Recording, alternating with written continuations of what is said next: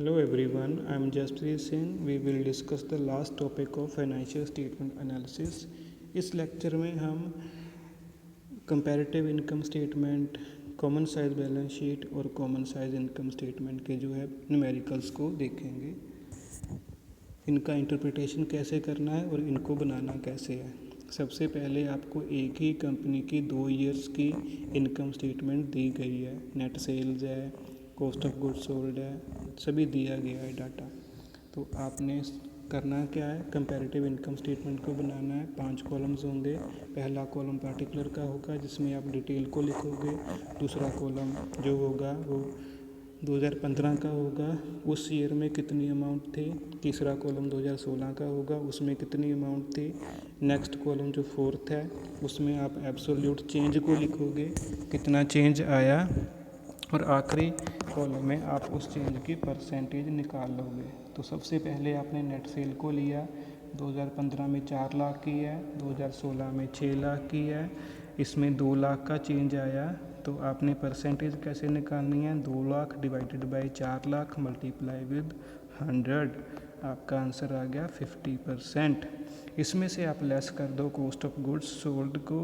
तो 2015 में 2,25,000 की है, 2016 में 3 लाख की है। दोनों ईयर्स में 75,000 का डिफरेंस है। तो 75,000 डिवाइडेड बाई 2,25,000 मल्टीप्लाई विद 100, 33%।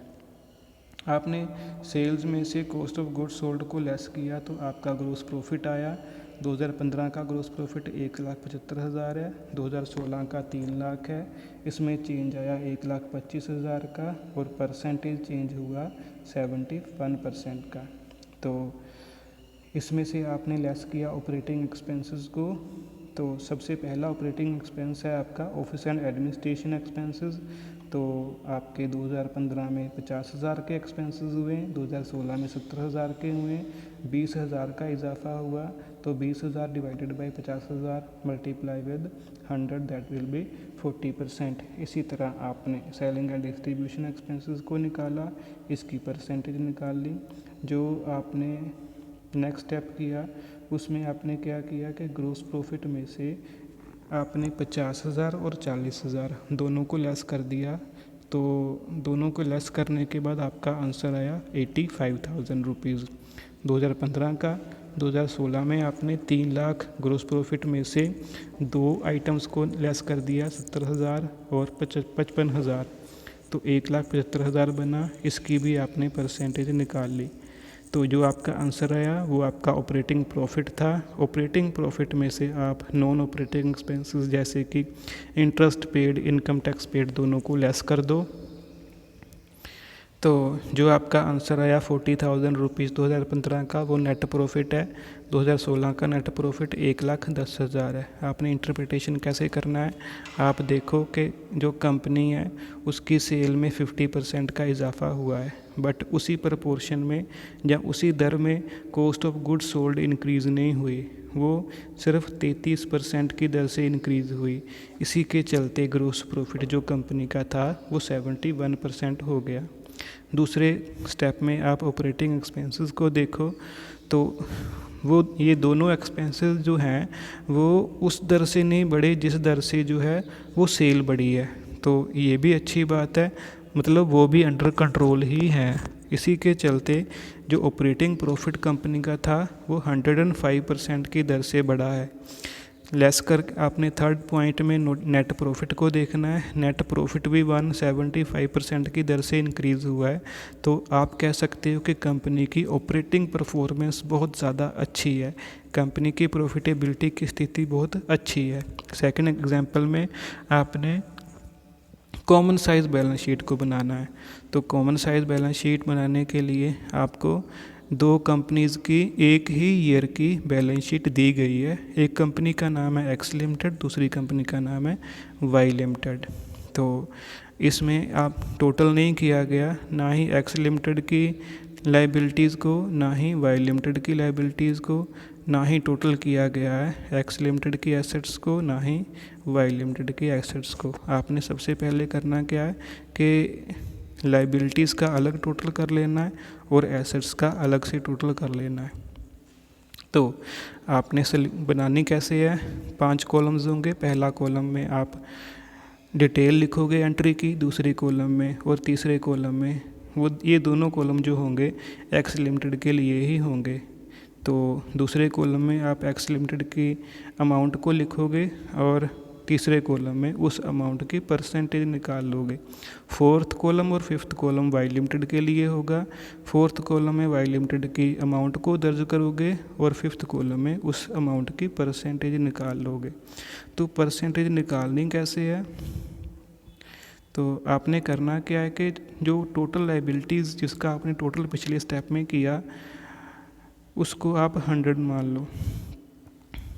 तो उसी के बेस पे मतलब आपने परसेंटेज को निकालना है। तो सबसे पहला हेडिंग है equity share capital. X limited की इक्विटी शेयर कैपिटल 2.5 लाख की थी, तो इसे आप डिवाइड कर दो एक्स लिमिटेड की टोटल लाइबिलिटीज़ के साथ। वो है जितना भी वो टोटल है उसे मल्टीप्लाई कर दो 100 के साथ, आपका 30.4% आंसर आ जाएगा। इसी तरह आपका वाई लिमिटेड है, इसकी इक्विटी शेयर कैपिटल 1,70,000 रुपीज़ की है, तो 1,70,000 रुपीज़ को आप डिवाइड कर दो वाई लिमिटेड की टोटल लाइबिलिटीज़ के साथ, मल्टीप्लाई कर दो 100 के साथ, आपका 26.9% आंसर आ जाएगा। तो सिंपल शब्दों में कहूँ कि परसेंटेज कैसे निकालनी है कि अगर लाइबिलिटी है तो उस लाइबिलिटीज़ को लिखो, डिवाइड कर दो टोटल लाइबिलिटीज़ के साथ और मल्टीप्लाई कर दो 100 के साथ। यही प्रोसीजर आपने करंट लाइबिलिटीज़ में फॉलो करना है। दूसरी ओर आपकी फ़िक्स एसेट्स होंगी। जो एक्स लिमिटेड है उसकी fix asset land and building है 3,50,000 है। आपने परसेंटेज निकालने के लिए करना क्या है कि टोटल जो एसेट्स हैं उसको ध्यान में रखना है। तो 3,50,000 divided by total assets of x limited multiply with 100, 42% आपका आंसर आ जाएगा। वाई लिमिटेड का भी ऐसे ही करना है। वाई लिमिटेड की लैंड एंड बिल्डिंग 2,75,000 की है, उसको डिवाइड करना है वाई लिमिटेड की टोटल एसेट्स के साथ, डेट जो भी वो है मल्टीप्लाई कर दो 100 के साथ, तो आपका 43.5% आंसर आ जाएगा। इसी तरह आपने करंट एसेट्स को भी जो है टोटल एसेट्स के से डिवाइड करके ही परसेंटेज निकालनी है। उसकी इंटरप्रिटेशन कैसे करना है कि आप देखोगे कि दोनों कंपनीज जो हैं उन्होंने अपना पैसा कितना लगाया है और दूसरों का पैसा कितना लगाया है। अपना पैसा उनका सिर्फ 30% है, तो 30% पैसा उन्होंने अपना लगाया है वाई एक्स लिमिटेड वालों ने, और 42% का लोन लिया हुआ है। तो मतलब इन्होंने अपना पैसा कम और दूसरों का ज़्यादा लगाया हुआ है। 12% का डिफरेंस इसमें है ना। तो दूसरी ओर जो वाई लिमिटेड है उन्होंने 26.9 मतलब लगभग 27% पैसा अपना लगाया है और 44% का लोन लिया हुआ है। तो मतलब दोनों केसेस में जो है इन्होंने अपना पैसा जो है कम लगाया है और दूसरों का ज़्यादा लगाया है। सो मॉडर्न फाइनेंशियल वर्ल्ड में ये जो स्ट्रेटजी है वो अच्छी मानी जाती है। तो सेकंड स्टेप में आप कैलकुलेट करोगे कि दोनों कंपनीज़ में से किसकी शॉर्ट टर्म फाइनेंशियल पोजीशन ज़्यादा बेहतर है। तो इस काम को करने के लिए आपको एक काम करना पड़ेगा कि दोनों कंपनी की आप वर्किंग कैपिटल को निकाल लो। वर्किंग कैपिटल क्या होती है कि जब आप करंट एसेट्स को करंट लायबिलिटीज़ में से लेस कर दो। तो आप देखो एक्स लिमिटेड की करंट एसेट्स 2,03,590 रुपये की हैं और इसकी करंट लायबिलिटीज़ 53,590 रुपये हैं। दोनों को लेस किया तो 1.5 लाख की वर्किंग कैपिटल कैलकुलेट होती है ना। दूसरी ओर वाई लिमिटेड है, उसकी करंट एसेट्स जो हैं 58,000 है, तो और करंट लायबिलिटीज़ 34,000 है। मतलब इसका जो वर्किंग कैपिटल कैलकुलेट होता है वो लगभग 24,000 होता है ना। तो इससे आप कह सकते हो कि वाई लिमिटेड की जो शॉर्ट टर्म फाइनेंशियल पोजीशन है वो ज़्यादा अच्छी नहीं है। तो इस केस में एक्स लिमिटेड की फाइनेंशियल पोजीशन जो है वो अच्छी है। तो थर्ड केस में आप देखोगे कि दोनों कंपनीज़ में से लॉन्ग टर्म फाइनेंशियल पोजीशन किसकी अच्छी है। तो इस काम को करने के लिए आप देखो कि दोनों कंपनीज़ ने अपनी फिक्स एसेट के लिए पैसा कहाँ से लिया है। तो जो एक्स लिमिटेड है उसके टोटल जो फिक्स एसेट है वो टोटल एसेट का 75% बनती हैं, मतलब फिक्स एसेट जो हैं वो 75% है। तो ये जो 75% पैसा आया ये लगभग इनका लॉन्ग टर्म लाइबिलिटी से ही आ गया है। तो मतलब इन्होंने अपनी लॉन्ग टर्म फाइनेंशियल रिक्वायरमेंट्स को लॉन्ग टर्म सोर्स से ही पे किया है। बट दूसरी ओर जो वाई लिमिटेड है उनकी जो फिक्स एसेट है वो 90% है। और इन्होंने क्या काम किया है कि इन्होंने जो फिक्स एसेट खरीदी हैं उनके लिए इन्होंने पैसा वर्किंग कैपिटल का भी लगाया हुआ है। सो इस केस में जो है एक्स लिमिटेड की स्थिति जो है ज़्यादा अच्छी है। तो आखिरी केस में आपने देखना है प्रॉफिटेबिलिटी किस कंपनी की ज़्यादा बेहतर है। तो प्रॉफिटेबिलिटी को कैलकुलेट करने के लिए आप दोनों कंपनी की रिजर्व एंड सरप्लस को देखो। तो 6.1% जो है रिजर्व एंड सरप्लस का बैलेंस एक्स लिमिटेड के पास है, जबकि वाई लिमिटेड के पास रिजर्व एंड सरप्लस में जो है 11% पैसा है। मतलब प्रॉफिटेबिलिटी में वाई लिमिटेड ज़्यादा बेहतर है। तो ये इनका इंटरप्रिटेशन हो गया। तो आप आखिर में सजेशन दे सकते हो कि वाई लिमिटेड के लिए चाहिए कि वो अपनी शॉर्ट टर्म फाइनेंशियल पोजीशन को अच्छी करे और एक्स लिमिटेड को चाहिए कि वो अपनी जो प्रॉफिटेबिलिटी है उसे अच्छा करे। तो थर्ड आपकी आखिरी एग्जांपल है कि आपको दो कंपनी ईगल कंपनी और सनराइज़ कंपनी की इनकम स्टेटमेंट दी हुई है। तो इसकी आपको उन्होंने कॉमन साइज इनकम स्टेटमेंट भी बनाकर दी हुई है। कैसे बनी है कि सबसे पहले दोनों कंपनी की सेल्स को लिखा गया है। तो पहले जो सेकंड और थर्ड कॉलम है वो ईगल कंपनी के लिए है।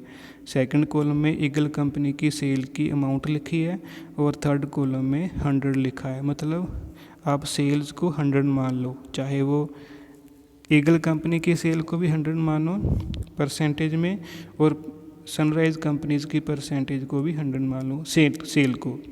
तो सेकंड आपकी एंट्री है कॉस्ट ऑफ गुड्स सोल्ड जो कि 620 रुपये है। ईगल कंपनी की कॉस्ट ऑफ गुड्स सोल्ड 620 रुपये हैं। डिवाइड कर दो 1070 जो कि ईगल कंपनी की सेल है। तो cost of goods sold divided by sale multiply with 100 that will be 57%, 57.94%। Sunrise companies का भी ऐसा ही करो। कॉस्ट ऑफ गुड्स सोल्ड 850 है डिवाइडेड बाय सेल्स जो कि 1320 है मल्टीप्लाई विद 100 दैट इज़ 64.39। सभी की सभी आइटम्स को आप सेल्स के साथ डिवाइड करते जाओ और 100 के साथ मल्टीप्लाई करते जाओ तो आपकी ये स्टेटमेंट बन जाएगी। आपने काम करना है इसका इंटरप्रिटेशन। तो आप देखोगे कि जो कॉस्ट ऑफ गुड्स सोल्ड है ईगल कंपनी की 57.94% है, मतलब 58% के करीब इनकी कॉस्ट ऑफ गुड्स सोल्ड है। जबकि सनराइज़ कंपनी की कॉस्ट ऑफ गुड्स सोल्ड जो है 64% से अबव है। मतलब जो है cost of goods sold eagle company की कम है, जिसके चलते ईगल कंपनी का जो ग्रोस प्रॉफिट है वो 42% है, जबकि सनराइज़ कंपनी का ग्रोस प्रॉफिट जो है 35% है। तो ग्रोस प्रॉफिट के मामले में ईगल कंपनी बेहतर है। सेकंड स्टेप आप ऑपरेटिंग एक्सपेंसेस को देखो तो आप देखोगे कि